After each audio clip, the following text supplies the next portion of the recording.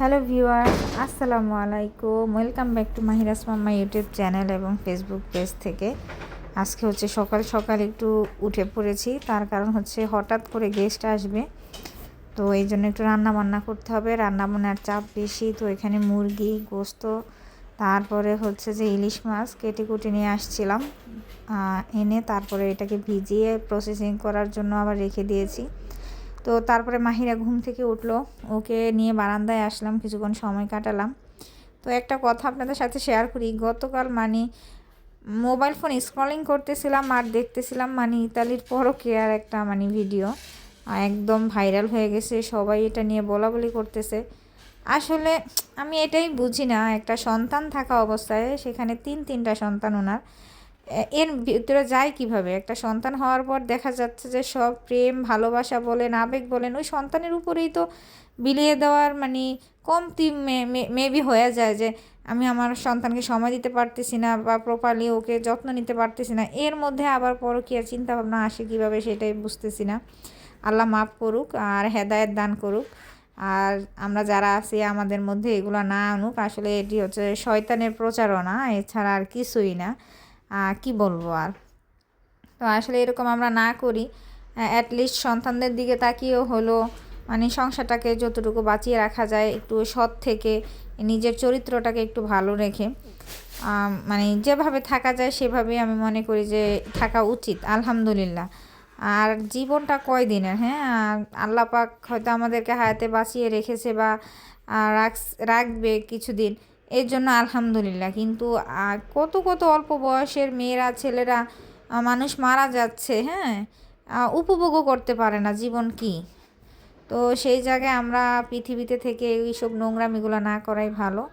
তো এই যে আমার রান্না বান্না হয়ে গেছে, তো হচ্ছে যে চিংড়ি মাছ, পায়েস, রোস্ট, গরুর মাংস সব রান্না করেছি, আগেই রান্না করে একটু রেখেছি পায়েসটা। তো এখন হচ্ছে যে আমার শুধু রিঠা মাছটা বাকি, এটা একটু টমেটো দিয়ে ভুনা করব। একটু বেশি পরিমাণে নিয়েছি যেহেতু ঘরে সবাই আমরা আছি, আর গেস্ট একজন, বাট আমাদের রান্না বান্না তো বোঝেনি, একটু বেশি করেই করা লাগে। গেস্ট খাবে আমরা খাবো না তা তো আর হয় না।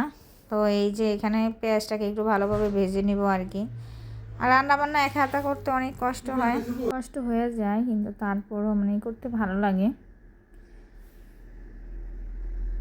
একা একা মোটামুটি সব কিছু এখন করতে অভ্যস্ত হয়ে গেছি।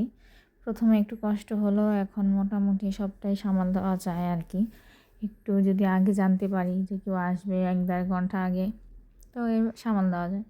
অবশ্য অত যে কাজ করি না বা রান্নাবান্না করি না সেরকম না, রান্নাবান্না তো আগের থেকেই করেছি। আমার শ্বশুরবাড়ি হচ্ছে যে যৌথ ফ্যামিলি আমরা ছিলাম, তো হচ্ছে যে কাজ থাকে আর রান্নাবান্না থাকে। তো এই যে রিঠা মাছটা দিয়ে দিছি আমি ঝোলের মধ্যে, এটা হয়ে যাবে। এটাকে ভালো করে বলক আনাবো। 2টা মাছ ছিল এখানে, 2টা মাছে বেশ কয়েকটা পিসই হয়েছিল, বাট আমার কাছে মনে হয়েছিল যে আগে যেই মাছটা আনছিল মাহিরার বাবা, ওই মাছটার টেস্ট ভালো ছিল বা ভালো ছিল, বাট এই মাছটা আমার কাছে অতটা ভালো মনে হয় না লাগবে, কারণ মাছ তো সবসময় ধুই রান্না করি। আমার কাছে মনে হলো যে মাছটা একটু গন্ধ হইতে পারে আর কি।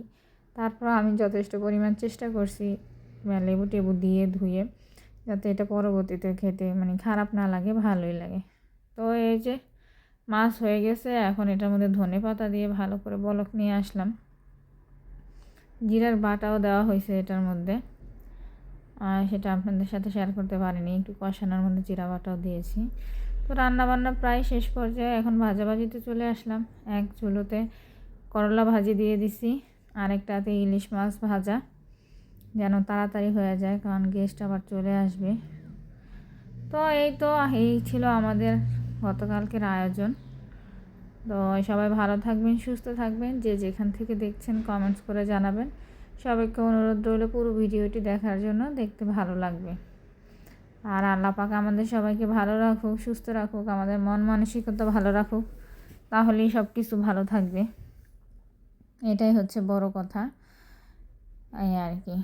তো যে যেখান থেকে দেখছেন লাইক দিয়ে পুরো ভিডিওটি দেখার জন্য অনুরোধ রইল। আর আমার মেয়ের সুন্দর সুন্দর ছবি তোলার পিছনে এই হচ্ছে তার অবস্থা। আজ এ পর্যন্তই, আল্লাহ হাফেজ।